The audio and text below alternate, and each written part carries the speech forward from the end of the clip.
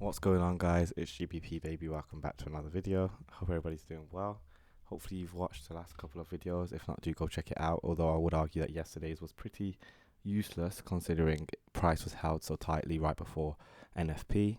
But you can see that price delivered quite bang on to the target, and this is what I want to draw our attention to. If you remember yesterday's video, I was stating that price is either going to target and run very fast down to our discount PDRA, or it's going to nail this. And you can see how beautifully we've nailed that 25% of the 60-day range. Like, you can't make that stuff up. The fact that we traded up to it and now we came back off it.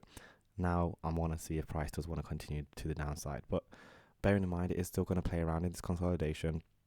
And it's this point in price which is the most dangerous, because at the end of the they're taking both sides of the market quite aggressively too. They've run anyone that was short, they've taken out, and you can see they've broken down, and now it's just going to run into its little consolidation in that kind of triangle-ish format until it just breaks out and rolls over again. So that's just something to take into account. But nonetheless, what we're going to do is we're going to look at what we have to work with, and let's go to the daily. And what you'll find is you'll have a massive daily wick right here.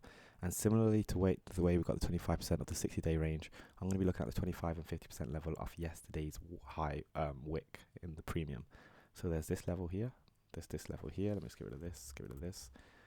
And basically price, I want to see find resistance at these points. And so let's say price does rally. If it hits that 25% level, ideally, if it trades into that, I want to see price turn around at it and then roll over to the downside and start targeting that low which it created right here, and then these relative equal lows. Now these lows I think are way too smooth to stay intact, so it'll be nice to see if price can target them as we move into Thursday and Friday.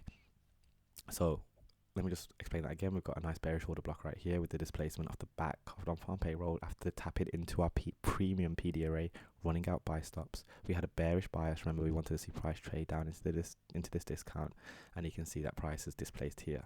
So I'm looking at the 25% level of the daily wick to see if price wants to tap into that, and ideally price will roll over on the back of it to start targeting this beautiful south side liquidity as in these two relative equal lows. If you go to the 15-minute, you can see a little bit more better how prices ran away from that 50% level, came down, and it's kind of finding resistance within this order block. All of these up close candles here right up to here is a bearish order block essentially. So as far as I'm concerned, any kind of rallying up to here should be able to find resistance if then push down into that discount. Any higher than this, so if it does manage to reach that 50% level, I think it's a whole nother story, and it will continue to rally, and then we can start thinking about the high it created today. But generally speaking, I'm expecting us to continue lower and see Thursday start to target these relative equal lows. So pretty simple, but again, it's non-farm payroll week. We do still have, I think it's PMI, or I think it's PMI on Friday. Someone leave a comment in the and remind me. But my point is, we still have some high impact news, so that's just something to think about. Another thing that we can look at is the Sunday opening price, which is all the way over here, and you can see how far away we are, how far gone we are essentially. So the Sunday opening price was all the way up here, and price has traveled aggressively to the discount, and now although we've had this wick up to the buy side, it's going to be interesting. I doubt price is going to find the strength essentially to keep pushing into the premium to run that other side of the Sunday opening price, which is all the way up here. As in, I believe this displacement is quite relevant in that it's going to allow price to continue to roll over to the discount. So it'll be interesting to see how the rest of the week plays out. I do think the rest of February will be a lot smoother, so do take that into account and take everything with a pinch of salt. So that's going to be everything on dollar. Let's head on to GBP USD, and you'll see that price has started to pull back down towards our Sunday opening price. And similarly, again, we ran out the Wednesday's lows on the back of CPI, grabbing those stops, and you can see how price is just playing around within this range right here, as in within the wicks range. Let's go up to the daily,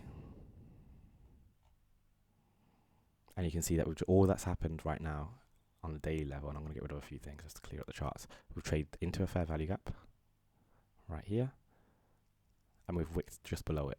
The 4 hour, we've tapped into it, but right now we're still in this bullish order block. I do believe that price is going to want to pull back into the range it's created between this high and this low, so it'll be interesting to see if we can get back to that midpoint, that middle level right here as a nice draw.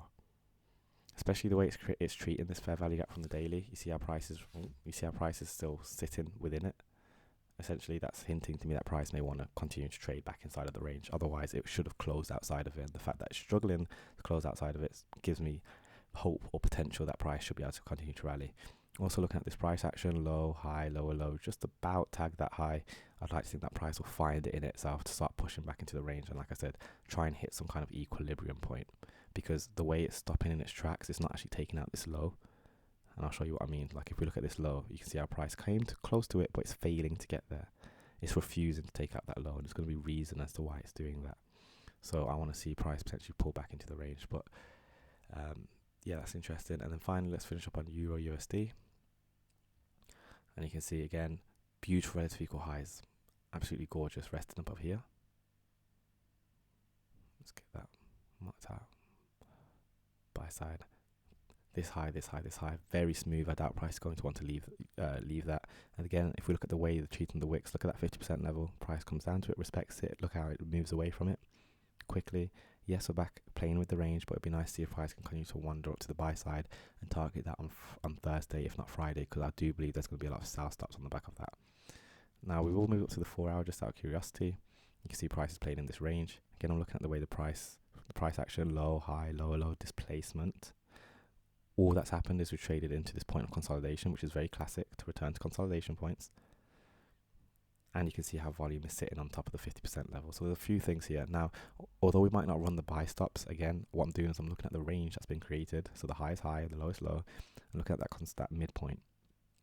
And that's obviously the point of equilibrium. But if we can get nicely into that premium, there's a fair value gap up there, and there's reason as to why price may want to hang around up there, essentially.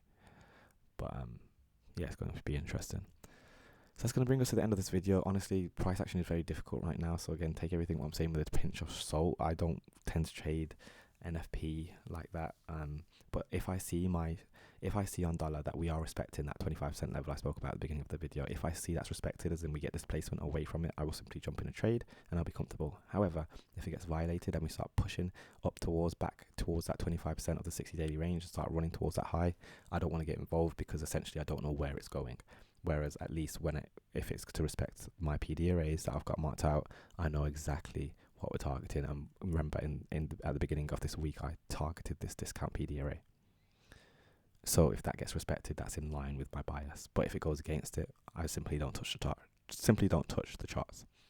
Hope that all makes sense. Don't forget to drop a like, drop a comment, smash subscribe, join the main English, join the Discord. All the links are in the description, and I'll catch you guys tomorrow. Peace.